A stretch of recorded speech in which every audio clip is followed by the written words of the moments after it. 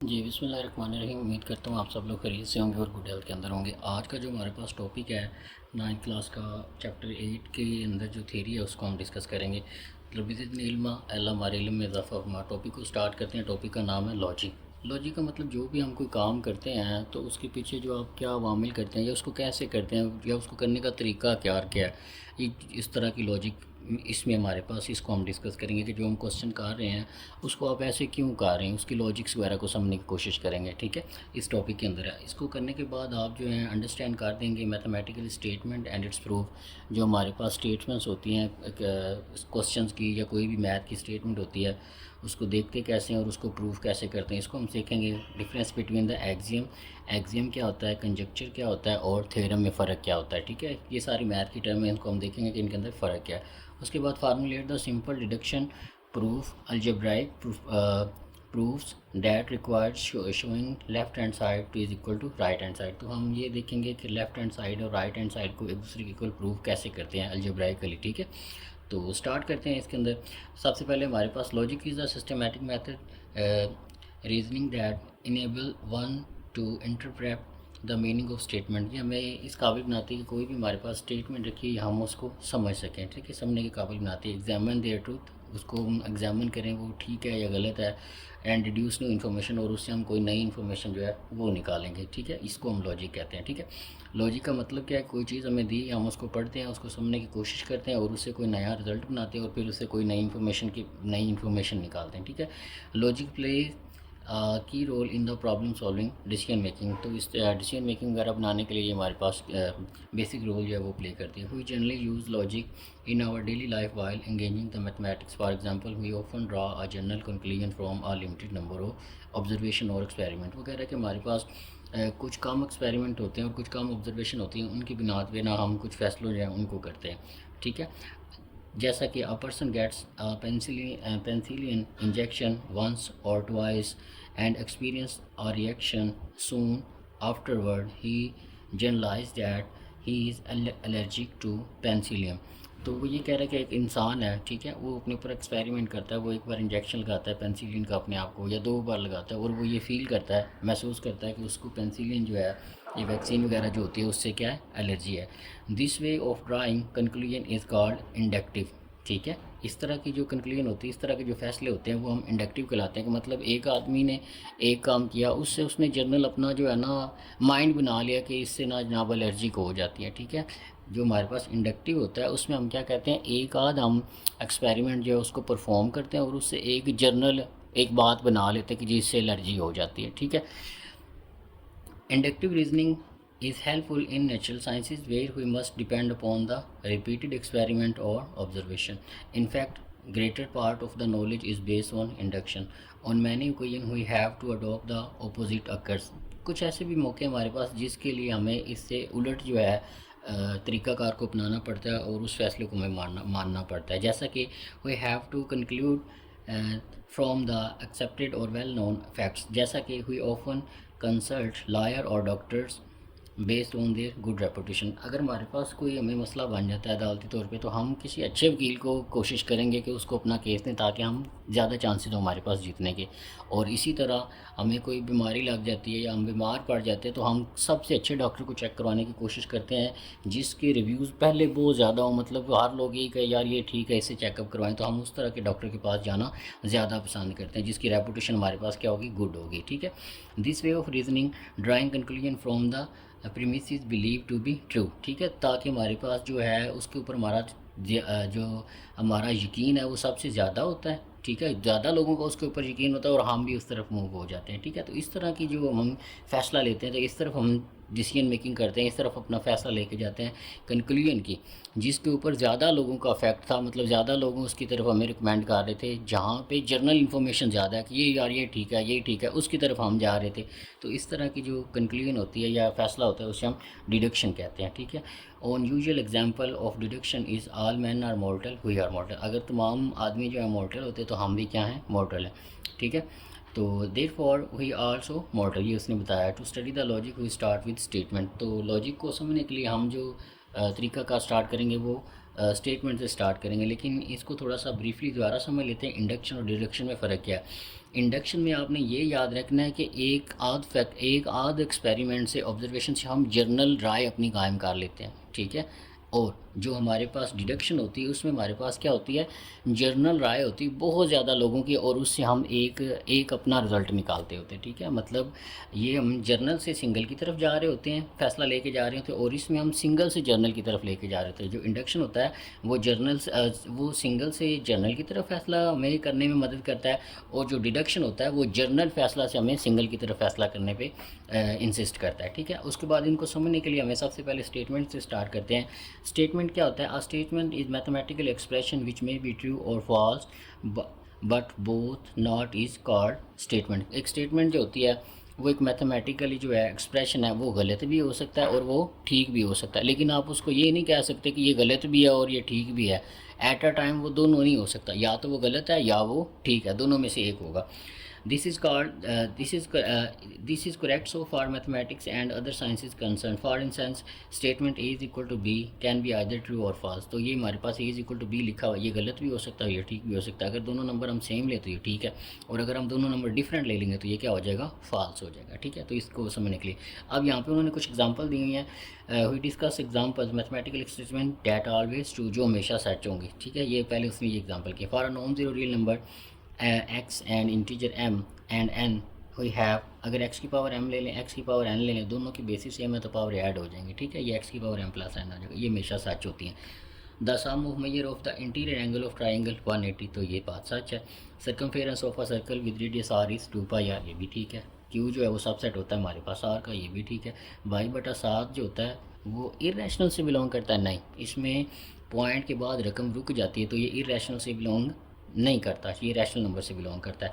और पाई जो होता है वो इरेशनल से बिलोंग करता है। The sum of two odd integer is an even integer, the sum of two odd integer is even integer, ये हमेशा हमारे पास बात साथ है कि दो ऑड इंटीजर ले लें जो दो पे डिवाइड नहीं होते, उनको आप जमा करेंगे तो ऐसा नंबर हमेशा देगा जो दो पे डिवाइड होता होगा, ठीक है। ये इस बात का मतलब है। एक्स के -5x + 6 ये इसके दो सोल्यूशन है। एक्स 2 पुट करेंगे फिर भी 0 के इक्वल आंसर देगा, 3 पुट करेंगे फिर भी आंसर 0 के इक्वल देगा। तो ये स्टेटमेंट थी जो सारी ठीक थी, 1 से लेकर 7 स्टेटमेंट हमने पढ़ी थी जो सारी ट्रू थी। अब हम बात करते हैं further discussion for some example mathematical statement that always false, जो हमेशा गलत होंगी। अब ये गलत की तरफ बात जा रहा है। स्टेटमेंट हम पढ़ रहे थे, स्टेटमेंट गलत भी हो सकती है, ठीक भी हो सकती है। पहले उसने वो एग्जांपलें की हैं जो ठीक थी, अब वो बात करने लगा जो हमेशा गलत होगी। 3 + 4 करेंगे तो वो 7 होता है, इसने 8 लिखा हुआ, ये गलत है।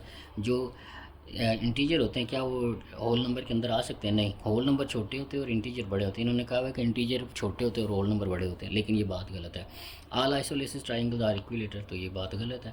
Between any two real number there is no real number, ये भी बात गलत है। दो रियल नंबर के दरमियान इतने रियल नंबर आते हैं कि हम उनको गिन नहीं सकते, ठीक है। अब इनका इंटरसेक्शन लेंगे तो हमारे पास तो खाली सेट आना चाहिए, लेकिन यहाँ पे 1 2 3 4 आ रहा है, ये भी गलत है। If A and B are the length of and width of rectangle then the area of rectangle is 1/2 a cross b, ये तो ट्राइंगल का एरिया का फार्मूला, ये कह रहा है रेक्टेंगल का, तो ये बात गलत है। तो ये वो स्टेटमेंट थी जो हमेशा हमारे पास गलत है। इसी तरह sum of the interior of angle and polygon is n - 1 × 180, ये भी गलत है। The sum of interior angle of quadrilateral is always 180, नहीं वो 360 होता था, ये भी बात गलत है उसने लिखी। The set of integers is finite, तो सेट ऑफ इंटीजर्स जो है वो इनफाइनाइट है, ठीक है, इसने फाइनाइट का। तो ये सारी स्टेटमेंट थी जो फॉल्स थी। तो स्टेटमेंट की डेफिनेशन क्या है? Statement is a mathematical expression that may be true और फॉल्स, ठीक है, जो गलत भी हो सकता है और ठीक भी हो सकता है, but not at all, both option जो है एट अ टाइम दोनों ट्रू नहीं हो सकते, ये आपने याद रखना है। नेक्स्ट इसके अंदर है लॉजिकल ऑपरेटर। ऑपरेटर हमारी मदद करते हैं स्टेटमेंट को लिखने में, शॉर्ट करने में, ठीक है। एक स्टेटमेंट लिखी उसको हमने शॉर्ट करना है या उसकी निगेशन करनी है, वो कैसे निकालना है, एंड कैसे ऑपरेट करना है और कैसे ऑपरेट करना है, ये हमारी मदद करेगा। लॉजिकल ऑपरेटर्स हैं, ये सारे ऑपरेटर हैं, ये उनके सिंबल हैं लॉजिकल ऑपरेटर्स के। अब ये काम कैसे करते हैं ये हम देखते हैं, ठीक है। जैसे प्लस काम करता है, माइनस काम करता है, मल्टीप्लिकेशन काम करती है, डिवीजन काम करती है, हमें समझ आती है कि हमने इसको ऐसे करना है। इसी तरह ये ऑपरेटर हैं, लॉजिक्स के ऑपरेटर हैं। अगर ये लगा हो तो क्या करना है, ये लगा हो तो क्या करना है, इसका नाम क्या, इसको कैसे यूज़ करना है, ये हम देखेंगे। The letter P Q etc will be denote the statement, कोई भी स्टेटमेंट है उसको हम पी या क्यू से डिनोट करेंगे। A brief list of the symbol which will be use in given below, ये हम इसको इस्तेमाल करेंगे, ठीक है। ये वाला जो सिंबल लगा हुआ है इसको बोलते हैं नॉट को, ठीक है। ये नॉट है, इसको नॉट पढ़ते इसको ऐसे हैं और इसको लिखते ऐसे हैं। अगर हमारे पास एक स्टेटमेंट पी थी और हमने उसका नॉट लगाना है तो उसके साथ ये लगा देंगे और साथ पी लिखेंगे तो उसका नॉट हो जाएगा। और इसको पढ़ेंगे कैसे, नॉट पी या नेगेशन ऑफ पी भी कह सकते हैं। ये क्या लिखा हुआ है, नेगेशन ऑफ पी या नॉट ऑफ पी लिखा हुआ है। इसी तरह अगर ये एरो ऊपर जा रहा है, एक हमारे पास एरो है और वो ऊपर जा रहा है, इसको एंड पढ़ते हैं और इसको लिखते कैसे हैं, पी एंड क्यू, और पढ़ते इसको पी एंड क्यू है। पी और ये सिंबल और क्यू लिखेंगे और पढ़ेंगे कैसे, पी एंड क्यू। और इसी तरह ये एरो नीचे हो जाए तो इसे और बोलेंगे और इसको लिखेंगे पी और क्यू, और इसी तरह इसको पढ़ेंगे। ये है एरो, इफ़ देन पी या इफ़ देन इम्प्लाइज भी इसको पढ़ सकते हैं, ठीक है। पी इम्प्लाइज क्यू, इस तरह हम इसको पढ़ते हैं, इफ़ पी देन क्यू या पी इम्प्लाइज क्यू, दोनों स्टेटमेंट हम इसको पढ़ सकते हैं, ठीक है। ये दोनों स्टेटमेंट सेम है, इफ़ पी देन क्यू भी लिख सकते हैं या पी इम्प्लाइज क्यू भी पढ़ सकते हैं। अगर दोनों तरफ एरो आ जाए तो फिर इसको क्या पढ़ते हैं, is equivalent to if and only if. इसका मतलब है तीर इधर भी जाएगा फिर इधर से इधर भी आ जाएगा, ठीक है। तो इसको डबल एरो हम इसको पढ़ते हैं, ठीक है। और इसको पढ़ते कैसे हैं, p if q then q if p, इसको इस तरह पढ़ सकते हैं, if P and only if p q, या इसको ऐसे ही पढ़ सकते हैं, p is equivalent to q, या इसको ऐसे ही पढ़ सकते हैं, p if and only if Q, ठीक, p if and only if q, इस तरफ इसको पढ़ सकते हैं, ठीक है। तो ये आपने सिंबल याद करना है, ये नॉट का सिंबल है, ये एंड का है, ये और का है, ये हमारे पास इम्प्लाइज का है और ये हमारे पास इक्विवेलेंट का सिंबल है, ठीक है। इसको आपने याद रखना है। नेक्स्ट हमारे पास इनको यूज़ कैसे करना है, सबसे पहले यूज़ करने का तरीका हमें नेगेशन का बताया गया। नेगेशन को हम नॉट भी पढ़ते हैं, if P any statement it's negation is noted bye, ये निशान लगाएंगे और साथ में पी रख देंगे और इसको पढ़ेंगे कैसे, नॉट पी पढ़ेंगे। It is follows from the definition of P if P is true, अगर ये निशान लगा देंगे तो फिर ये क्या हो जाएगी, फॉल्स हो जाएगी। इसको हम टेबल से समझते हैं, हमें ज़्यादा आसानी समझ आ जाएगी। ये हमने एक स्टेटमेंट लिखी है पी और ये स्टेटमेंट का क्या है, उलट है। देखिए ये एक स्टेटमेंट है, ये उसका क्या है, उलट है। ये नेगेशन ऑफ पी है, जो हम नेगेशन ऑफ सिंबल हम अभी कर रहे हैं, ठीक है। अगर स्टेटमेंट ट्रू थी तो उसका नेगेशन क्या हो जाएगा, फॉल्स, और अगर स्टेटमेंट जो है फॉल्स थी तो उसका नेगेशन उलट क्या होगा, वो ट्रू हो जाएगा, ठीक है। उलट ही करना है ना, ट्रू था तो फॉल्स कर दिया, फॉल्स है तो क्या कर दिया, ट्रू कर दिया। नेक्स्ट हमारे पास है कंजंक्शन। कंजंक्शन हमारे पास कब इस्तेमाल होता है, अगर दो स्टेटमेंट्स के दरमियान हम एंड का सिंबल इस्तेमाल कर दें तो फिर वो कंजंक्शन बनाता है। The conjunction of two statement P and Q is symbolically written as P and Q, और इसको पढ़ते कैसे हैं, P and Q. A conjunction is considered to be true if true only if both statements are true. तो ये हमारे पास true कब होगा, जब दोनों स्टेटमेंट ट्रू होंगे। जैसे यहाँ पे हमने पी था तो अगर ये ट्रू है तो इसका नेगेशन फॉल्स हो गया, और अगर ये फॉल्स है तो इसका नेगेशन क्या हो गया, ट्रू हो गया, ठीक है जी। तो इसको टेबल से समझे हमें ज़्यादा अच्छे तरीके से समझ आ जाएगी। एक स्टेटमेंट पी है और एक स्टेटमेंट क्यू है। अगर हमारे पास दो स्टेटमेंट आ जाए, ठीक है, एक पी के लिए और एक क्यू के लिए, तो हमने जब दो ऐसे पैरामीटर आ जाएंगे पी और क्यू आ जाए तो आपने पहले दो जो पी के हैं वो ट्रू लेने हैं और अगले दो पी के जो हैं वो आपने फॉल्स लेने हैं। और अगर हमारे पास स्टेटमेंट एक ही है, पी है, तो फिर हम क्या लेते हैं, एक ट्रू एक फॉल्स। जैसे हमने अभी ऊपर लिया, इसको दोबारा समझ लें। अगर स्टेटमेंट एक ही थी, पी था, ठीक है, तो एक हमने ट्रू लिया एक फॉल्स लिया। और अगर हमारे पास स्टेटमेंट दो आ गई, जैसे पी एंड क्यू के दरमियान हमने ऑपरेशन करना, तो हमें दो स्टेटमेंट्स लेनी पड़ेंगी।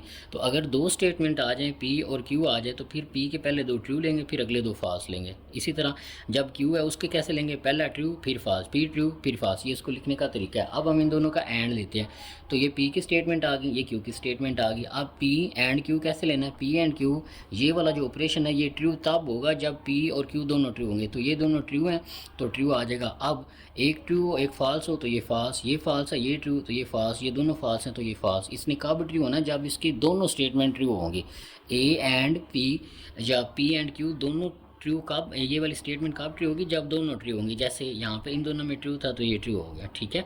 अब इसी तरह हम इसको ऐसे भी कर सकते हैं, ठीक है। इसको कंजंक्शन को हम ऐसे भी समझ सकते हैं कि अगर एक ट्रू बंदा है, सच्चा बंदा, वो सच्चाई को सपोर्ट करता है तो बात ठीक है।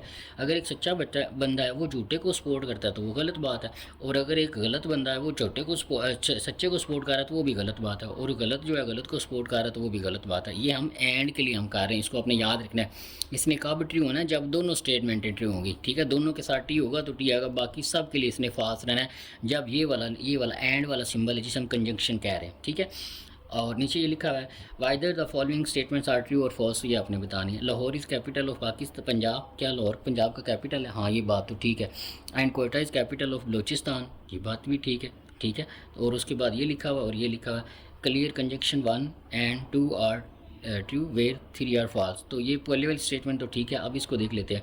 4 जो है वो छोटा और 5 बड़ा है, ये बात ठीक है। और 8 जो है वो 10 से छोटा है, तो ये बात ठीक लिखी हुई है, 4 5 से छोटा है, और 8 जो है ये इसी तरह लिखा हुआ है, ये P लिखा हुआ और ये Q लिखा है, 4 5 से छोटा है, ठीक है बात, और 8 जो है 10 से छोटा, ये भी ठीक है। तो इसका मतलब पहला और दूसरा ऑप्शन दोनों ठीक है। अब तीसरा देखते हैं, ये लिखा हुआ है 2 + 2 वो कितना होता है 4, तो इसने क्या लिखा हुआ है 3 लिखा हुआ है, तो ये तो यहीं पे बात गलत होगी। तो इसका मतलब ये है, ये स्टेटमेंट हमारे पास क्या है, तीसरी जो है वो गलत है। नेक्स्ट है हमारे पास डिसजंक्शन। पहले हमने नेगेशन की है, फिर हमने कंजंक्शन की है, ठीक है। अब हम डिसजंक्शन कर रहे हैं। डिसजंक्शन का सिंबल कैसे होता है, ये वाला देखें, the disjunction P and Q symbolically written as P, और ये नीचे एरो लगा देंगे Q, और इसको पढ़ेंगे कैसे P और Q। और इसने कब ट्रू होना है, इसने आपने इसके लिए आपने सिर्फ फॉल्स याद रखना है। इसने फॉल्स सिर्फ उसी वक्त होना है जब दोनों स्टेटमेंट फॉल्स हैं। किसके लिए, और ऑपरेशन भी इसे कह सकते हैं या डिस्टिंक्शन भी कह सकते हैं, ठीक है। ये देखें इसका टेबल बना हुआ है, ये P है एंड ये Q है, ये ये P है और ये Q है, और ये P और Q है, इसको और पढ़ते हैं P और Q, ठीक है। ये नीचे की तरफ जो तीर होता है इसको हम और पढ़ते हैं। इसमें इस टेबल में ट्रू कब आना है, जब पीछे वाली दोनों स्टेटमेंट ट्रू हो तब भी ट्रू, और दोनों में से एक भी ट्रू हो जाए फिर भी वो ट्रू, और अगर दोनों फॉल्स हो गई तो फिर इसने सिर्फ फॉल्स आंसर देना है। तो और के लिए सिर्फ आपने ये याद रखना है कि इसने फॉल्स उस वक्त होना है जब इसके पिछले दोनों जो है फॉल्स होंगे, और एंड के लिए उसने ट्रू कब होना है जब दोनों ट्रू होती थी, ठीक है। बाकी सब के लिए वो फॉल्स, ठीक है। तो इसको करते हैं। तो दो स्टेटमेंट थी P और Q, तो पहली दो ट्रू अगली दो फॉल्स, फिर Q की कैसे लेनी, ट्रू फॉल्स। अब इनका और लेना है हमने, तो और के लिए क्या है, जब दोनों फॉल्स होंगे फिर इसने फॉल्स होना है, बाकी सब के लिए इसने ट्रू होना है। तो true true true, true false true, false true true, और फॉल्स करेंगे तो वो फॉल्स होगा। और ऑपरेशन सिर्फ एक के लिए हमारे पास जो है वो फॉल्स होता है, जब दोनों फॉल्स होंगे तो ये फॉल्स हो जाएगा, बाकी सब के लिए ये ट्रू होता है, ठीक है, जिसे हम डिसजंक्शन कहते हैं। और कंजंक्शन हमारे पास कब ट्रू होता है, जब दोनों ट्रू होंगे उसने सिर्फ उस वक्त ट्रू होना, बाकी सब के लिए उसने फॉल्स होना, ये ऊपर किया हुआ था, ठीक है। उसके बाद आगे चलते हैं, ये इसने एग्जांपल और भी की हुई है। 10 इज़ अ पॉजिटिव इंटीजर और 0 is a rational number, find the truth value of disjunction, since both statement are true the disjunction is true. तो ये बात दोनों ठीक है, तो उसने इसको डिसजंक्शन कह दिया, ठीक है। डिसजंक्शन हमारे पास जो बनेगा वो क्या बनेगा, ट्रू बनेगा जी। तो नेक्स्ट हमारे पास है इम्प्लीकेशन और बाई कंडीशन, ठीक है। तो ये हमने अभी डिसजंक्शन किया है, पहले कंजंक्शन किया फिर डिसजंक्शन किया, और उससे पहले हमने क्या किया था, नेगेशन किया था।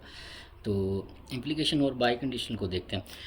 A compound statement of the form, एक इकट्ठी स्टेटमेंट, ठीक है, किस तरह की, इफ़ P देन Q, इस जिसको हमने अभी पढ़ा था एरो लगाओ, तो इफ़ P देन Q इसको ऐसे पढ़ते हैं, is also written as P implies Q, इसको P इम्प्लाइज Q भी कह सकते हैं, इफ़ P देन Q भी पढ़ सकते हैं। इसको हम कंडीशनल स्टेटमेंट बोलते हैं, ठीक है, या इसको इम्प्लीकेशन भी हम कह सकते हैं। P इज़ कॉल्ड एंटीसीडेंट और hypothesis and Q is called consequence या कंक्लूजन, हम इसको कह सकते हो। इन दोनों को आपने याद भी रखना है कि जो तीर से पहले रकम होती है, ये एरो लगा हुआ है, इससे पहले जो रकम है उसको हम क्या पढ़ते हैं, एंटीसीडेंट या हाइपोथेसिस बोलते हैं, और जो एंड पे होती है, तीर के बाद वाली रकम होती है, उसे हम कॉन्सिक्वेंट या कंक्लूजन कहते हैं, ठीक है। और ये एक ऐसी स्टेटमेंट होती है जो कंपाउंड होती है, इकट्ठी स्टेटमेंट होती है, इफ़ P देन Q, ठीक है। अब इसको हमने सॉल्व कैसे करना है, इसको देखेंगे। हम इसके लिए टेबल बनाते हैं, ये P है ये Q है, ये P की स्टेटमेंट आ गई, ये Q की आ गई।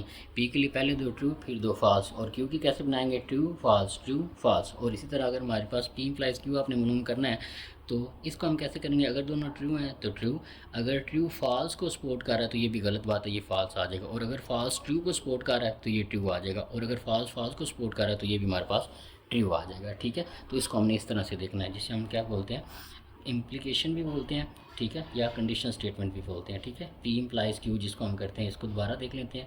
ट्रू होगा तो ट्रू फॉल्स होगा तो फॉल्स, और फॉल्स ट्रू होगा तो ट्रू, फॉल्स होगा तो ट्रू। आप इसको ऐसे भी कर सकते हैं कि एक सच्चा बंदा है वो सच्चे को सपोर्ट करता है तो बात ठीक है, और अगर एक सच्चा बंदा झूठे बंदे को सपोर्ट कर रहा है तो वो बात क्या है, गलत है। और अगर एक झूठा बंदा जो है, फॉल्स बंदा जो है, वो ट्रू को सपोर्ट कर रहा है तो ये बात ठीक है, और अगर एक गलत को सपोर्ट कर रहा है तो ये बात भी ठीक है। तो इसको हमने एरो को इस तरह से करना है जी। तो ये हमारे पास इसके लिए टेबल था। उसके बाद ये आगे छोटी सी एग्जांपल देंगे, इनको आपने देख लेना है, ठीक है। और उसके बाद हमारे पास है बाई कंडीशन कहते हैं। पहले हमने कंडीशनल पढ़ा था, अब बाई बोलते हैं दो को, कि एक ही स्टेटमेंट के अंदर अगर दो कंडीशंस आ गई तो फिर हम उसको कैसे बनेंगे। इसको सबसे पहले ज़ाहिर करने का तरीका ये कि इसके दोनों तरफ तीर होंगे, P implies Q then Q implies P, या इसको ऐसी बात से पढ़ सकते हैं, if P then if P then if and only if Q, ठीक है, P then if and only if Q. तो इसको हमने करना कैसे है, ये एक स्टेटमेंट है और अगर हम इसको खोल के लिखें तो ये पूरी इसकी जगह जो है ना फॉर्म इसकी ये बनती है। जैसे a माइनस बी का स्केयर लिखा हो तो हम उसको खोलते हैं a का स्केयर प्लस b का स्केयर माइनस 2ab। इसी तरह ये बाई कंडीशन का सिंबल है और बाई कंडीशनल को हम अगर खोलेंगे तो वो बनेगा p implies q and q implies p, ये इस तरह से बनेगा। तो अब हमने इसको सॉल्व कैसे करना है, बड़ा आसान है, कोई मुश्किल नहीं है, ठीक है।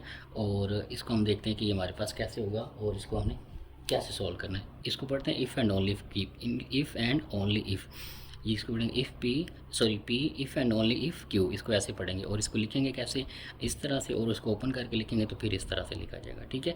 The statement P implies Q and P Q implies P is shortly written as इस तरह। इसको ये खुली स्टेटमेंट है, इसको क्लोज करके लिखेंगे तो इस तरह लिखेंगे, at it is called by conditional और इक्विलेंस भी इसको बोलते हैं, बाई कंडीशन भी इसको बोलते हैं, बाई कंडीशनल भी इसको बोलते हैं और इक्विलेंस भी इसको बोलते हैं। It is read P if and only if Q, ठीक है। और इसको खोल के लिखेंगे तो ये पढ़ा जाएगा, if I double F if stands for if and only if we draw इस ट्रू टेबल, इसका ट्रू टेबल बनाते हैं, ठीक है। तो ये पी है, ये क्यू है, ये बन गया, ये बन गया। अब हमने ये फाइनल स्टेटमेंट बनानी है, लेकिन उसको बनाने से पहले हमें पी इम्प्लाइज क्यू का बनाना पड़ेगा टेबल, ये पी इम्प्लाइज क्यू का बन गया। फिर क्यू इम्प्लाइज पी का भी बनाना पड़ेगा, तो ये क्यू इम्प्लाइज पी का बन गया। और उसके बाद इन दोनों का एंड लेना पड़ेगा, जो ऊपर वाला एरर होता था, और वो कब ट्रू होता था, जब दोनों ट्रू होते थे। तो ये पी का आ गया, ये क्यू का आ गया, पी इम्प्लाइज क्यू ले लें। एरो में हम क्या देखते थे कि अगर ट्रू को सपोर्ट कर रहा है तो ट्रू आएगा, ट्रू फॉल्स को सपोर्ट कर रहा है तो वो फॉल्स आएगा, और अगर फॉल्स ट्रू को कर रहा है तो ये बार ठीक है, और फॉल्स को कर रहा है तो ये भी बार ठीक है, करता रहे सपोर्ट, ठीक है। अब क्यू इम्प्लाइज पी लेना है, अब क्यू से पी की तरफ जाना है, ट्रू को सपोर्ट कर रहा है तो ट्रू आ जाएगा, फॉल्स ट्रू को सपोर्ट कर रहा है तो बार ठीक है, ट्रू आ जाएगा। और अगर ट्रू जो है वो फॉल्स को सपोर्ट कर रहा है तो ये ऐसा नहीं होगा, ये बात गलत है, ये फॉल्स आ जाएगा, और फॉल्स को कर रहा है तो वो क्या आ जाएगा, ट्रू। अब ये पी इम्प्लाइज क्यू है, ये क्यू इम्प्लाइज पी है। अब इन दोनों का क्या लेना है, एंड, तो ये एंड वाला ऑपरेशन लगाना था यहाँ पे, तो उसने इसको शॉर्ट फॉर्म में लिख दिया, ठीक है। अगर इन दोनों के दरमियान आप यहाँ पे एंड लगा देंगे तो वो ये सिंबल बनेगा, बाई कंडीशनल जिसे हम बोलते थे, ठीक है। अब हमने इन दोनों स्टेटमेंटों का एंड लेना है, तो एंड में कब स्टेटमेंट ट्रू होती थी, जब दोनों ट्रू होंगी। तो ये दोनों ट्रू हैं तो ट्रू हो जाएंगे, इन दोनों में से एक भी फॉल्स है तो फॉल्स, इन दोनों में से एक भी फॉल्स है फॉल्स, तो ये दोनों ट्रू हैं तो ये ट्रू बन जाएगा। तो ये हमारे पास बाई कंडीशनल की स्टेटमेंट बनेगी, ठीक है। और by conditional related with the given condition. अब यहाँ पे एक मज़े की बात लिखी हुई, ये कुछ पॉइंट लिखे हुए, इनको हमने देखना है, ठीक है। If P and Q statements then P implies Q is given condition then. तो हम अगर हमने कंडीशनल स्टेटमेंट लिखी हुई है और अगर हमने उसका कन्वर्स मालूम करना तो उसके लिए हम क्या करेंगे, अगर पी इम्प्लाइज क्यू लिखा हुआ है ना, और अगर हम इसका कन्वर्स निकालेंगे तो ये क्यू इम्प्लाइज पी हो जाएगा। ये कन्वर्स है किसका, पी इम्प्लाइज क्यू का, जी। तो अगर पी इम्प्लाइज क्यू लिखा हुआ है, जैसे ये पी इम्प्लाइज क्यू लिखा, तो इसका अगर हमने कन्वर्स निकालना है तो इन दोनों को उलट कर देना है, ये क्यू आ जाएगा, ये पी हो जाएगा। पहले पी से क्यू की तरफ एरो था तो क्यू से पी की तरफ एरो हो जाएगा, तो वो कन्वर्स बनेगा। और इसी तरह इन्वर्स में क्या करेंगे, इन्वर्स में अगर पी इम्प्लाइज क्यू था तो ये रहेंगे यही, लेकिन इन दोनों के साथ नॉट वाला ऑपरेशन लगा देंगे, ठीक है। इधर भी नॉट लगा देंगे और इधर भी नॉट लगा देंगे। पी इम्प्लाइज क्यू है, इसका इन्वर्स कैसे होगा, इन दोनों के साथ सिर्फ नेगेशन लगाना है, बस ये नेगेशन आ गया। और कंट्रा पॉजिटिव स्टेटमेंट कैसे बनेगी, अगर पी इम्प्लाइज क्यू है तो इसकी कंट्रा पॉजिटिव स्टेटमेंट क्या बनेगी कि इन दोनों की लोकेशन भी आपने चेंज करनी है, एरो सेम रहने देना, पी क्यू को इधर ले जाना, पी को इधर ले जाना, और उनके साथ नेगेशन भी लगाना है, जैसे ये किया हुआ है। तो दोनों की लोकेशन भी चेंज करेंगे और दोनों के साथ नेगेशन भी लगाएंगे, ठीक है। या कैसे आप कह सकते हैं कि अगर एक स्टेटमेंट दी हुई है ये वाली, आप इसके अंदर कन्वर्स भी कर दें और इन्वर्स भी कर दें, दोनों ऑपरेशन लगा दें, तो फिर हमारे पास ये क्या बन जाता है, कंट्रा पॉजिटिव बन जाता है, ठीक है। तो ये हमारे पास एक टेबल किया गया, इसको हम देखते हैं। ये पी है, ये क्यू है, ये पी का उलट है, ये पी का क्यू का उलट है, ये नेगेशन आप कह सकते हैं। ये पी है पी के दोनों ट्रू आ गए, फिर दो फॉल्स आ गए, क्यू के ट्रू फॉल्स आ गया। नेगेशन कैसे मालूम करेंगे, ट्रू है तो फॉल्स, ट्रू है तो फॉल्स, फॉल्स है तो ट्रू, और फॉल्स है तो ट्रू। और अब क्यू का उलट कैसे करेंगे, ट्रू है तो फॉल्स, फॉल्स है तो ट्रू, और ट्रू है तो फॉल्स, और फॉल्स है तो ट्रू हो जाएगा। अब आगे उसने कहा है कि पी इम्प्लाइज क्यू मालूम करें, तो पी इम्प्लाइज क्यू कैसे मालूम करेंगे, ये ऊपर वाली जो प्रॉपर्टीज़ हैं उनको प्रूव करवाना चाह रहे हैं। पी इम्प्लाइज क्यू कैसे मालूम करेंगे, तो पी इम्प्लाइज क्यू ट्रू को सपोर्ट करता है तो बात ठीक है, और ट्रू फॉल्स को सपोर्ट करता है तो वो बात क्या है, फॉल्स है। और अगर फॉल्स ट्रू को सपोर्ट करता है तो ये बात ठीक है, और फॉल्स फॉल्स को सपोर्ट कर रहा है ये भी बात ठीक है। उसके बाद ये एक स्टेटमेंट दी हुई थी, ये गिवन कंडीशन थी, ठीक है। अगर हमने इसका कन्वर्स मालूम करना तो हमने क्या करना है, क्यू को इधर ले जाना, पी को इधर ले जाना, इस तरह से एरो बन जाएगा, क्यू इंप्लाइज पी हो जाएगा। तो अब क्यू से पी की तरफ जाना है, ट्रू ट्रू को सपोर्ट कर रहा है ट्रू आएगा, फॉल्स ट्रू को सपोर्ट कर रहा है ट्रू आएगा, और अगर ट्रू फॉल्स को सपोर्ट कर रहा है तो ये बात गलत है, ये फॉल्स आ जाएगा, और फॉल्स फॉल्स को कर रहा है तो ये भी ट्रू आ जाएगा। अब हम इस स्टेटमेंट का इन्वर्स मालूम करते हैं। इन्वर्स के लिए आप क्या करते थे, तरतीब तो यही रहेगी लेकिन इन दोनों के साथ क्या लगा देंगे, नॉट लगा देंगे। तो हमें पी नॉट इस्तेमाल करना है और क्यू नॉट इस्तेमाल करना है, तो ये पी नॉट आ जाएगा, ये क्यू नॉट आ जाएगा। अब पी नॉट से क्यू नॉट की तरफ हमने जाना है। फॉल्स फॉल्स को सपोर्ट कर रहा है तो बात ठीक है, फॉल्स ट्रू को सपोर्ट कर रहा है तो बात ठीक है, और अगर ट्रू फॉल्स को सपोर्ट कर रहा है तो ये बात गलत है, और अगर ट्रू ट्रू को सपोर्ट कर रहा है तो ये बात भी ठीक है, ठीक है, ये बात ठीक है, ट्रू ट्रू है तो ट्रू आ जाएगा। अब हमने कंट्रा पॉजिटिव में करना है। कंट्रा पॉजिटिव में आपने सिर्फ क्या करना था, इन दोनों का सिंबल भी आपने चेंज करना है, ठीक है, मतलब इन दोनों के साथ नॉट भी लगाना है और इन दोनों की कंडीशन भी सेम करनी। तो हम सिर्फ क्या करते हैं, ये हमने अभी मालूम किया, ये हमने अभी मालूम किया, इसको क्यू इम्प्लाइज पी किया है और ये P not implies Q not किया, ठीक है। तो ये वाला कैसे मालूम करना है, क्यू नॉट से आपने निगेशन क्यू से निगेशन पी की तरफ जाना है, तो ये निगेशन क्यू है, ये निगेशन पी है, निगेशन क्यू से निगेशन पी की तरफ जाना है। फॉल्स फॉल्स को सपोर्ट कर रहा है तो ट्रू आ जाएगा, ट्रू फॉल्स को सपोर्ट कर रहा है तो बात गलत है, फॉल्स आएगा, और फॉल्स ट्रू को सपोर्ट कर रहा है तो बात ठीक है, और अगर ट्रू ट्रू को सपोर्ट कर रहा है तो ये भी बात ठीक है। तो इस तरह से इसका टेबल बनेगा।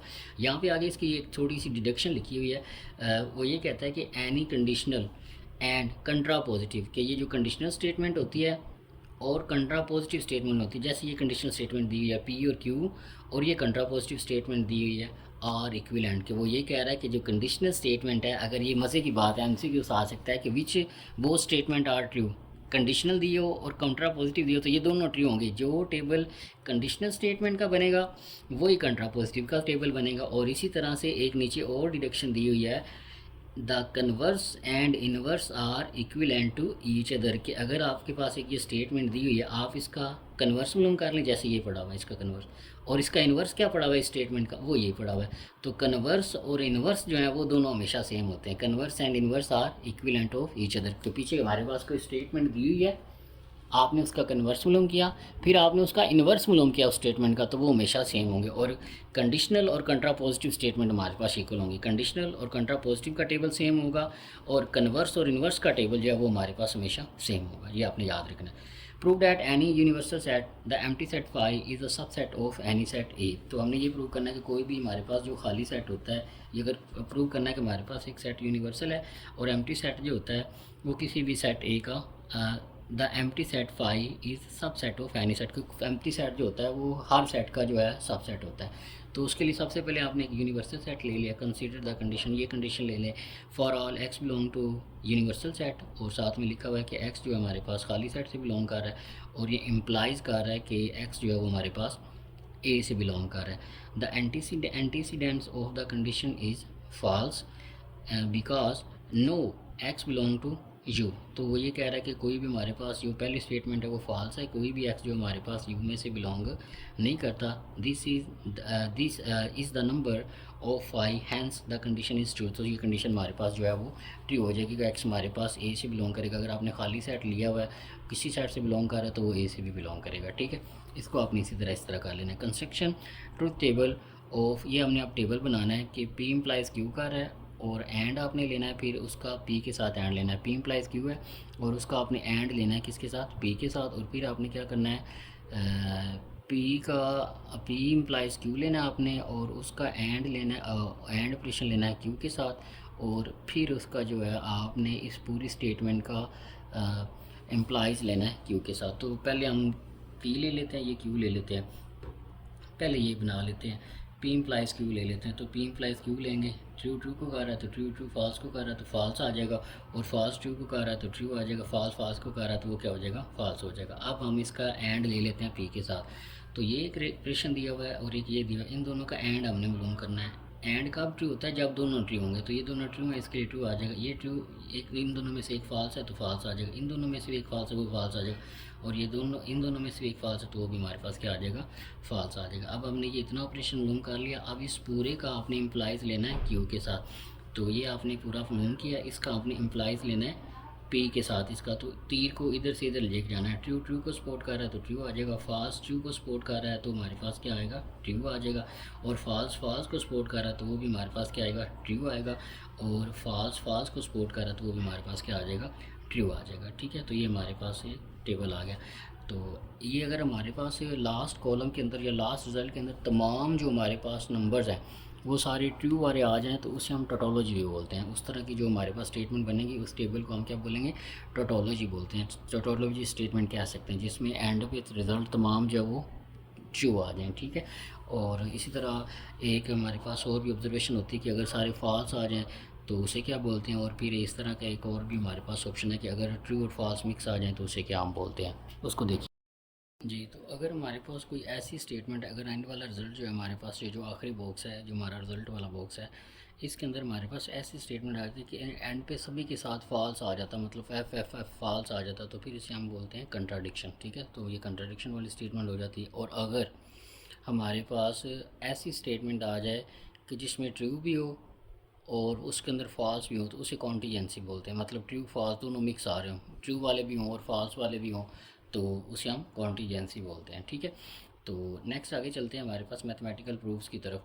ठीक है, इसका एक और नाम भी था ये जो हमारे पास जो सारे अगर फॉल्स आ जाते हैं तो जो जिसके अंदर सारे हमारे पास रोंग हो जाए, मतलब इधर सारों के साथ एफ आ जाए, तो उसे ऑब्सोर्डिटी भी बोलते हैं। ठीक है, ये आपने याद रखना है। ठीक है, उसको हम कंट्राडिक्शन भी कह सकते हैं और ऑब्सोर्डिटी भी कह सकते हैं। अगर सारे हमारा एंड वाला जो कॉलम है, ये वाला एंड वाला, ये सारे फॉल्स होंगे तो उसे हम ऑब्सोर्डिटी कह सकते हैं, या हम उसे कोई कह सकते हैं कंट्राडिक्शन कह सकते हैं। और अगर हमारे पास ट्रू और फॉल्स दोनों मिक्स आ रहे हैं तो फिर हम उसे अब्सॉर्डिटी बोलते हैं। ठीक, कॉन्टीजेंसी बोलते हैं। ठीक है, और अगर वो सारे गलत हों तो फिर हमारे पास क्या होता है, उसे अब्सॉर्डिटी बोलते हैं, या उसको क्या कह सकते हैं, कंट्राडिक्शन कह सकते हैं। अगर ट्रू फाल्स दोनों मिक्स हैं तो फिर हम उसे कॉन्टीजेंसी कहते हैं। ठीक है, और अगर सारे ट्रू हैं तो फिर हमारे पास वो क्या होती है, उसको हम टोटोलॉजी कहते हैं। ये आपने याद रखना है। अब मैथमेटिकली प्रूफ्स की तरफ जाते हैं कि हमारे पास प्रूफ्स कैसे हैं। ये हमारे पास एक पैराग्राफ लिखा हुआ है, इसके अंदर वो कहता है कि एक बच्चा फ़याज़ है, वो स्कूल गया है। ठीक है, तो वो स्कूल से वापस घर आ रहा था लेकिन उससे घर आते हुए लेट हो गई। अब उसके अब्बू के जहन में ये सस्पेक्ट जा रहा है कि मेरा बेटा शायद स्कूल नहीं गया।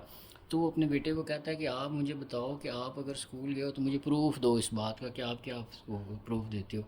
अब उसका प्रूफ वो कुछ इस तरह से दे सकता है कि मुझे होमवर्क मिला है, या आप सीसीटीवी कैमरास को जो है उनको चेक कर सकते हैं। इसके तौर पे वो अपना जो है प्रूफ जो है साबित कर सकता है अपने आप को कि मैं वाकई मतलब स्कूल गया हुआ था और मुझे वापस आते हुए ट्रैफिक की वजह से लेट हो गई। तो ये कुछ पॉइंट्स हैं जिनको देखते हुए जहन में रख के अपने जो है अपनी जो बात है उसको सच साबित कर सकता है। ठीक है, तो ये मैथमेटिकली प्रूफ इस स्टेटमेंट को कैसे करेंगे, ये उसके कुछ पॉइंट्स दिए हुए हैं। इसी तरह एक और उन्होंने एग्जांपल दी है कि अगर हमारे पास एक मोबाइल फ़ोन कोई बंदा ख़रीदता है और उसको मतलब वो ख़राब हो जाता है, तो वो कंपनी को दोबारा क्लेम करता है कि मेरा मोबाइल जो है ना ये ख़राब हो गया। तो फिर उसके अंदर कुछ कंडीशंस होती हैं।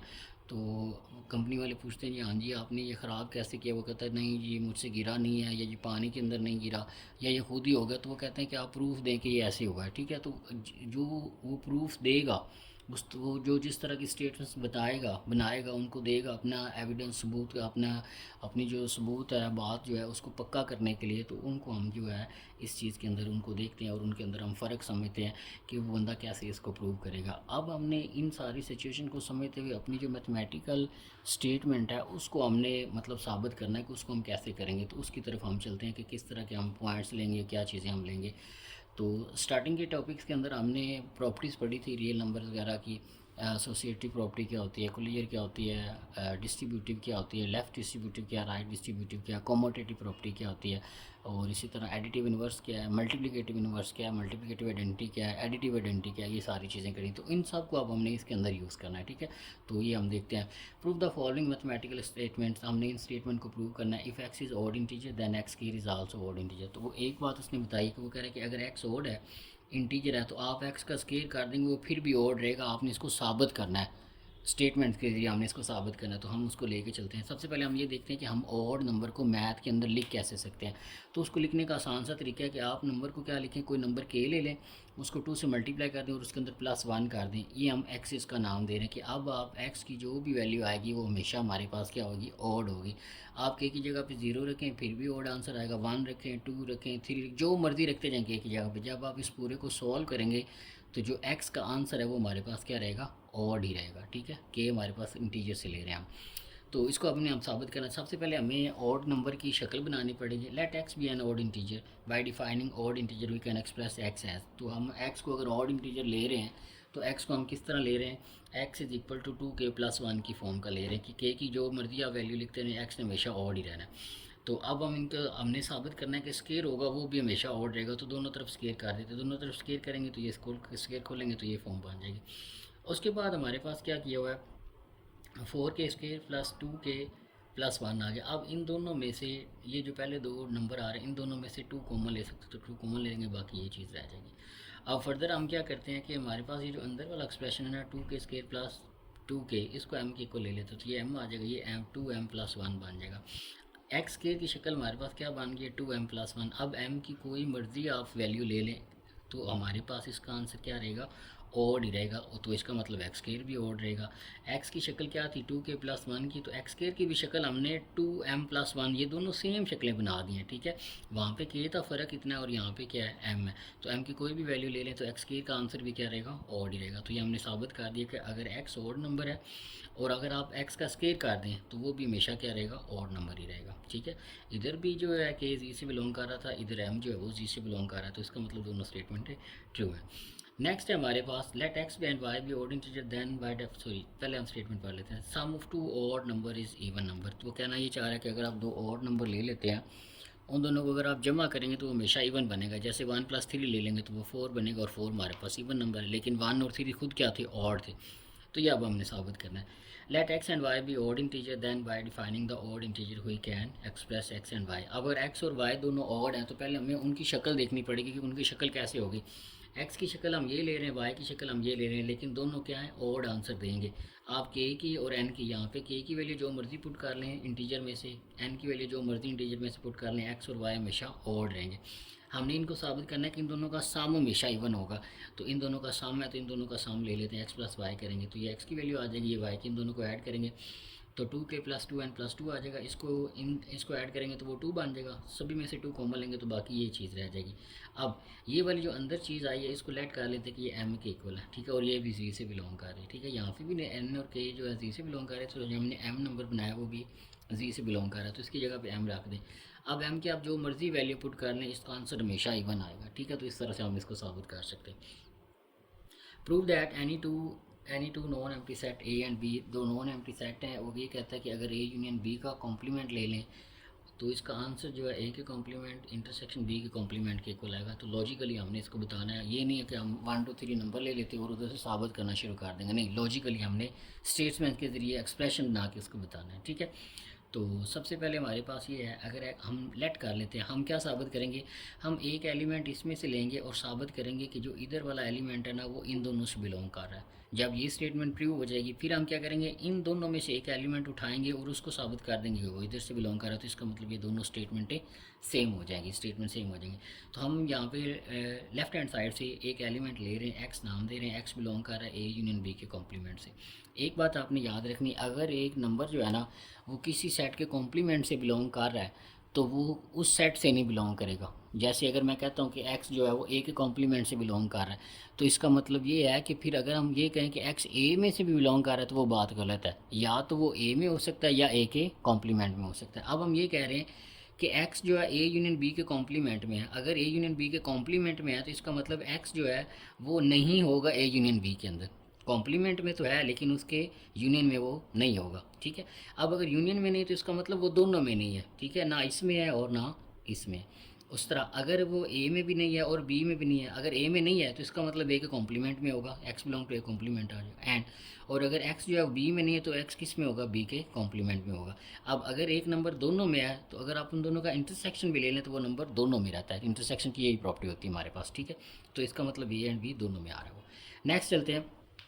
ये हमने साबित कर दिया कि x हमारे पास कोई आर्बिट्रेरी एलिमेंट था वो, और वो ए यूनियन बी के कॉम्प्लीमेंट में बिलोंग कर रहा है। अब हमने ये साबित करना है कि वो वाला एलिमेंट जो है इसका सबसेट है या इसमें भी बिलोंग करता है। तो अब हमने क्या ले लिया, एक नंबर y को हमने कंसीडर कर लिया, एक एलिमेंट को जो कि हमारे पास इसमें से बिलोंग कर रहा है। पहले हमने क्या साबित करवाया कि एक नंबर हमने इधर से लिया और उसको इसमें से प्रूव करवा दिया। जैसे ये देखें इसमें से था तो हमने ये भी साबित कर दिया कि ये इसमें भी पड़ा हुआ है, इस वाले में भी। अब हम ये साबित करना चाह रहे हैं कि जो एलिमेंट इसमें पड़ा हुआ है वो इसमें भी पड़ा हुआ है, ठीक है। तो चलते हैं। हमने वाई कंसीडर किया कि वो ए इंटरसेक्शन सॉरी ए के कॉम्प्लीमेंट इंटरसेक्शन बी के कॉम्प्लीमेंट में, अगर वो कॉम्प्लीमेंट में तो उसका मतलब वो ए में भी है और बी में भी है, ठीक है, एंड बी में भी, ए एंड बी दोनों में। अगर वो ए के कॉम्प्लीमेंट में है और बी के कॉम्प्लीमेंट में है तो इसका मतलब वो सिंपल ए में नहीं होगा, इसी तरह वो सिंपल बी में भी नहीं होगा। अगर वो सिंपल बी में भी नहीं तो इसका मतलब वो इन दोनों के यूनियन में भी नहीं होगा, ठीक है। अब अगर वो इन दोनों के यूनियन में नहीं है फिर वो किस में पड़ा, फिर वो उनके इंटरसेक्शन में पड़ा हुआ है, तो वो उनके इंटरसेक्शन में पड़ा हुआ है। तो यही हमने साबित करना था कि एक एलिमेंट अगर ए के कॉम्प्लीमेंट इंटरसेक्शन बी के कॉम्प्लीमेंट में पड़ा हुआ है तो वो ए यूनियन बी के कॉम्प्लीमेंट के अंदर भी पड़ा हुआ है। तो यहाँ से हमारे पास जो लेफ्ट हैंड साइड है वो राइट हैंड साइड के इक्वल आ जाती है। नेक्स्ट है हमारे पास कंजक्चर है। कंजक्चर क्या होता है, थ्योरम क्या होता है और एक्सियम्स क्या होते हैं। थ्योरम, कंजक्चर एंड एक्सियम्स, इनको देखते हैं। In previous section, we have explored mathematically statements and their corresponding proofs. We will now move on the more advanced concept known as theorem. Theorem देखते हैं सबसे पहले क्या होता है। A theorem is mathematical statement that can be proved true based on the previous noun facts. जो पिछले हमारे पास नॉलेज है, ये पिछले फैक्ट्स हैं, उनकी बुनियाद पर हम एक ऐसी स्टेटमेंट रखते हैं जो हमेशा सच होती है, उसको हम थ्योरम कहते हैं। ये याद रखना डेफिनेशन के तौर पे आ सकता है। थ्योरम क्या होता है, एक मैथमेटिकल स्टेटमेंट होती है जो ऑलवेज ट्रू होती है हमारे पास, जो हमारे पास ट्रू होती है किस बुनियाद पर, जो उससे पीछे काम हो चुका है, on the based of previous noun facts. जो उसके पीछे फैक्ट्स थे उनके ऊपर काम करके कोई स्टेटमेंट हम लिखते हैं तो वो हमेशा ट्रू होती है हमारे पास, तो वो हमारे पास थ्योरम आता है। जैसे कि the sum of interior angles of quadrilateral 360, कि हमारे पास जो क्वाड्रिलेटरल होती है उसके अंदर एंगल जो होते हैं उनका सम करे तो वो 360 डिग्री के इक्वल होता है। उसके बाद फंडामेंटल थ्योरम ऑफ अरिथमेटिक है, every integer greater than 1 can be uniquely expressed as the product of prime number up to the order of the factor. तो ये भी हमारे पास स्टेटमेंट है, एक थ्योरम है ये। उसके बाद हमारे पास फर्मर्ट्स लास्ट थ्योरम है, there are no 3 positive integer A B C which satisfy a की पावर n plus b की power n is equal to c की power n for n greater than n belong कर रहा है natural number से और n हमारे पास 2 से बड़ा है। तो फर्मर्ट्स का लास्ट थ्योरम था जिसके अंदर वो कहता है कि अगर a की पावर n कर लें फिर b की पावर n कर लें, उन दोनों को जमा करें और इसका आंसर जो है वो c की पावर n आएगा। ये कभी भी नहीं आएगा अगर आप n को 2 से बढ़ा देते हैं। 2 के लिए तो आएगा लेकिन यहाँ पे n हमारा 2 से क्या है, बड़ा है, ठीक है। अगर लेस देन इक्वल टू होता तो फिर ये इक्वल वाली कंडीशन भी लगानी थी। यहाँ पे n 2 से क्या है, बड़ा है। तो अगर आप यहाँ पे 3 रखेंगे तो ये स्टेटमेंट होल्ड नहीं करेगी, 4 रखेंगे तो नहीं करेगी, 5 रखेंगे फिर भी नहीं करेगी, n आप 2 से बड़ा लेते जाएंगे तो ये स्टेटमेंट होल्ड नहीं करेगी। हाँ, एक के लिए ये कर सकती है हमारे पास, यहाँ पे हमारे पास n इज इक्वल टू 2 अगर कर लें तो ये a का स्केयर प्लस b का square is equal to c का स्केयर बनता है और ये हमारे पास पाइथागोरस थ्योरम बनता है राइट ट्रायंगल के लिए, ठीक है।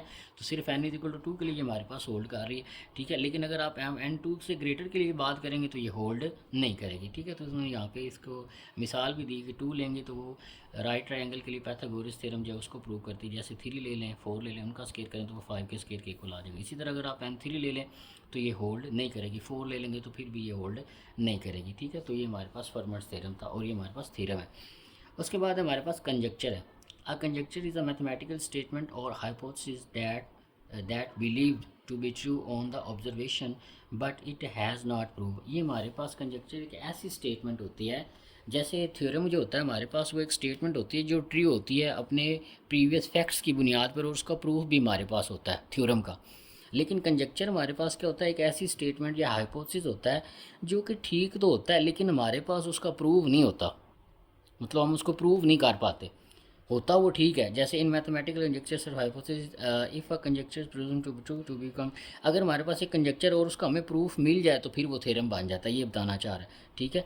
तो अगर हमें उसका प्रूफ नहीं मिलता लेकिन वो बात ठीक हो तो वो कंजक्चर रहता है। जैसे यहाँ पे उन्होंने एक एग्जांपल दी हुई है, every integer greater than 2 is sum of 2 prime number, के कोई भी अगर हमारे पास इंटीजर है और वो 2 से बड़ा है, कोई भी हमारे पास इवन इंटीजर है और वो 2 से क्या है, बड़ा है, तो वो हमेशा 2 प्राइम नंबर की जमा में लिखा जा सकता है। जैसे अगर आप 2 लेते हैं तो उसको 2 4 लेते हैं तो 2 जमा 2 कर लेंगे, ये दोनों प्राइम नंबर हैं, इन दोनों को ऐड करेंगे तो ये इवन नंबर बन सकता है। इसी तरह 6 है तो इसको 3 जमा 3 करेंगे, दोनों प्राइम नंबर है, दोनों को ऐड करेंगे तो ये इवन बन रहा है। इसी तरह 12 है, उसको 5 जमा 7 2 प्राइम नंबर की जमा में लिख सकते हैं।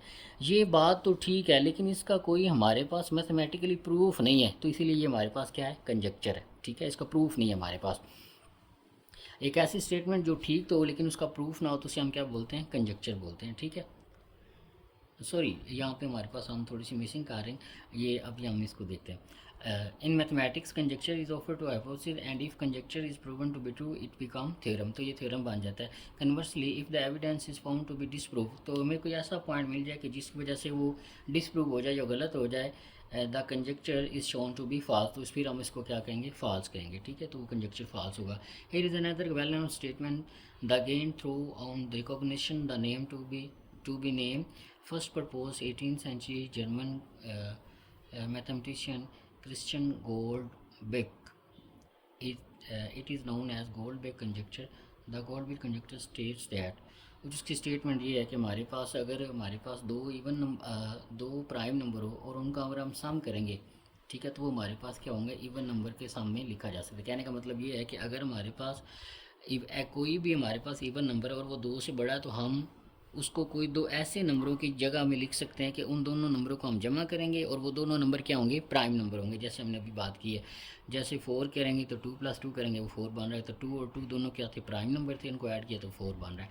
इसी तरह 6 को भी हम 3 × 3 लिख सकते हैं, दोनों प्राइम नंबर है. 5 × 5 को 12 लिख सकते हैं, ये इवन नंबर है, 2 से बड़ा है, और इनको हम उसकी फॉर्म में लिख सकते हैं, दो हमारे पास प्राइम नंबर की जमा में लिख सकते हैं. ठीक है, लेकिन हमारे पास इसका कोई प्रूफ नहीं है अभी तक. ठीक है, no proof has been found determine whether the conjecture is true और फॉल्स. ठीक है, nevertheless conjecture is valid mathematical statement, it must be either true और फॉल्स. तो कोई भी जो स्टेटमेंट है वो ट्रू या फॉल्स हो सकती है हमारे पास इस कंजक्चर के अंदर. अगर वो ट्रू है तो वो कंजक्चर है, फॉल्स है तो फिर हम उसे कंजक्चर नहीं कहेंगे, डिसप्रूव कर देंगे.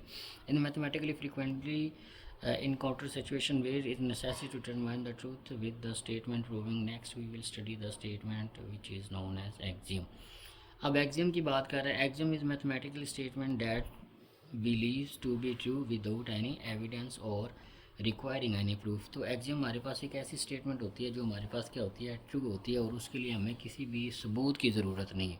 इसकी एग्जांपल में हमारे पास क्या क्या है, through our point infinitely many lines can pass. तो एक पॉइंट है, उसमें से बड़ी लाइनें गुजर सकती, तो उसके लिए हमें किसी प्रूफ की ज़रूरत नहीं है. ठीक है, ये एग्जाम है. यूक्लिडियन एग्जाम क्या, straight line can be drawn between 2 point. 2 points उनके दरमियान हम स्ट्रेट लाइन लगा सकते हैं, ये भी हमारे पास एग्जाम है जिसके प्रूफ की ज़रूरत नहीं है. पियानो एग्जाम क्या है, every natural number has a successor which is also a natural number. तो एवरी नेचुरल नंबर, जैसे जैसे आप सक्सेसर की तरफ जाएंगे वो सारे हमारे पास क्या है, नेचुरल नंबर है. और जैसे जैसे आप एवरी नेचुरल नंबर है सक्सेसर, मतलब उससे आगे एक टर्म पढ़िए, उससे एक आगे टर्म पढ़िए, और उसके प्रूफ के लिए हमें ज़रूरत नहीं है. Axiom of extensionality, 2 sets are equal if they have same element. 2 set हैं, अगर उनके अंदर एलिमेंट सेम है तो वो हमारे पास क्या होंगे, इक्वल होंगे, तो इसकी प्रूफ की ज़रूरत नहीं है. Axiom of power set, any set has a set of all its element. तो इसकी भी ज़रूरत नहीं है इसके प्रूफ की. तो एक सेट है, उसके अंदर तमाम एलिमेंट उसके पड़े हुए हैं, तो उसका पावर सेट कहलाता है. ठीक है, तो ये हमारे पास सारे एग्जियम है. इसके अंदर यहाँ पे एक और छोटी सी बात करता है, considering the above example we will find that there is no need to prove this statement. For example our intuition recognize that infinitely many lines can pass through a point, so there is no need to prove it. Axiom are sometimes referred as postulates. जो axiom होते हैं उनको कभी कभी हम postulates भी कहते हैं. Both axioms and postulates describe statements that are accepted to be true without any proof. तो axiom और postulate दो ऐसी statement होती हैं जो उनको साबित करने के लिए प्रूफ की ज़रूरत नहीं होती.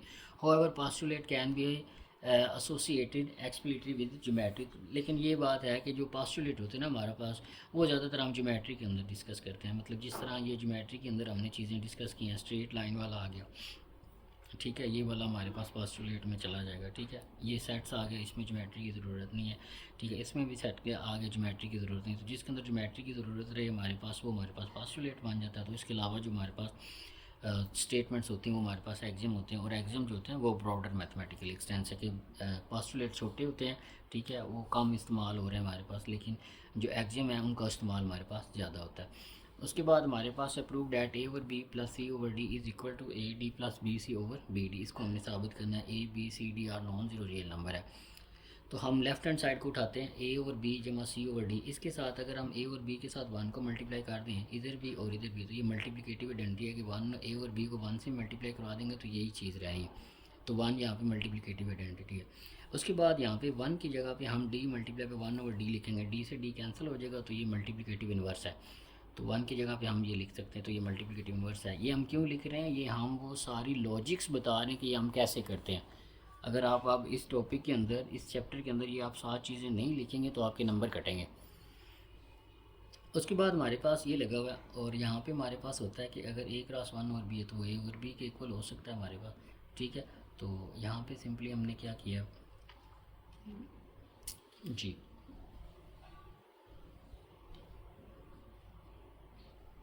ठीक है, डी को 1 से मल्टीप्लाई करेंगे तो डी मल्टीप्लाई 1 ओवर डी करेंगे तो वो डी ओवर डी हो जाएगा। जैसे यहाँ पे ए क्रॉस 1 ओवर बी किया तो ए ओवर बी के इक्वल होता है, तो यहाँ पे डी डी आ जाएगा, यहाँ पे भी बी डी आ जाएगा, ठीक है, सॉरी डी डी आ जाएगा और बी डी आ जाएगा।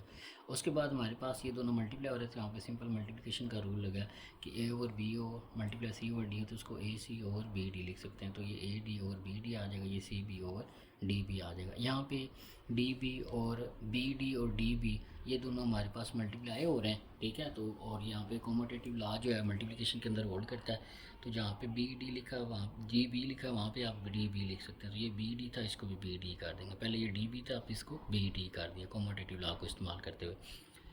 उसके बाद हमारे पास क्या किया, हमने इसको दोबारा अलहदा किया है, ए डी मल्टीप्लाई पे 1 ओवर ए डी किया, सिर्फ ऊपर वाली प्रॉपर्टी इस्तेमाल करते हुए, ये जो यहाँ पे अभी हमने इस्तेमाल की थी, क्योंकि हमने क्वेश्चन को इस फॉर्म में लेके जाना था। यहाँ पे 1 ओवर बी डी आ जाएगा, यहाँ पे 1 ओवर बी डी आ जाएगा। उसके बाद यहाँ पे डिस्ट्रीब्यूटिव प्रॉपर्टी करेंगे कि कोई चीज़ अगर मल्टीप्लाई हो रही है तो उसको हम बाहर निकाल सकते हैं, ठीक है। तो यहाँ पे डिस्ट्रीब्यूटिव प्रॉपर्टी की है, मल्टीप्लाई 1 ओवर बी डी है, मल्टीप्लाई 1 ओवर बी डी है, तो हम राइट डिस्ट्रीब्यूटिव लॉ का इस्तेमाल किया और इसको बाहर ले आए। और ये दोबारा फिर 1 ओवर आ रहा है तो मल्टीप्लिकेशन आइडेंटिटी वाला लगा के इसको ऊपर लिख देंगे, ये नीचे आ जाएगा, तो left hand side right hand side के इक्वल हमारे पास प्रूफ हो जाएगी। नेक्स्ट है हमारे पास deductive proof. A discussion earlier, deductive reasoning is a way drawing conclusion from the premises believed to be true. If the premises are true, then the conclusion must be true. For example, all human beings need to be breathed to live. Ahmed is a human, therefore Ahmed is also breathing to live. तो कह रहा तमाम इंसान सांस लेते हैं, अहमद भी इंसान है तो अहमद भी सांस लेगा, ठीक है। तो डिडक्टिव में हम क्या कहते थे कि जो सब के लिए ट्रू हम उसको अपने लिए भी ट्रू मान लेते हैं। Similarly, in mathematical deductive proofs in algebraic expression techniques to show the validity mathematical statement through logical reasoning based on the known result, theorem, axiom, or previously proven statement, deductive reasoning is broadly used in algebra, validate identities to solve the equations. तो अब हमने ये prove करना है कि x+1 का square +7 करें तो वो इसके इक्वल आता है, लेकिन हमने यहाँ पे साथ में उसकी पूरी स्टेटमेंट्स देनी है, ठीक है, लॉजिक्स देने की ये कैसे हो रहा है। तो x+1 का स्केयर इज इक्वल टू 7 है, तो हम इसको तोड़ के लिख सकते हैं x+1 किस तरह से, अगर x की पावर m है और x की पावर n है तो हम इसको एक ही नंबर के साथ ऊपर पावर ऐड कर दें, बेसिस सेम हो तो पावर ऐड हो जाती है। यहाँ पे पावर ऐड हुई थी, हमने उनको अलग कर दी, तो x+1 लिख लिया। अब यहाँ पे राइट डिस्ट्रीब्यूटिव लॉ लगाते हैं कि x को पहले x+1 से मल्टीप्लाई करेंगे, फिर प्लस लिख देंगे, 1 को फिर इससे मल्टीप्लाई कर देंगे, तो इस तरह से हो जाएगा, ठीक है। और फिर राइट डिस्ट्रीब्यूटिव लॉ को अंदर मल्टीप्लाई करेंगे, नंबर को मल्टीप्लाई करेंगे तो ये x आ जाएगा, यहाँ पे 1.x आ जाएगा, ये 1.x और 1 से मल्टीप्लाई होके ये आ जाएगा हमारे पास, ठीक है। नेक्स्ट हमारे पास है x को x से करेंगे तो x स्क्वायर आ जाएगा, इसको वैसे रहने दिया, इसको भी वैसे रहने दिया, 1 को 1 से करेंगे तो वो भी 1 आ जाएगा, 7 एज इट इज़ आ जाएगा।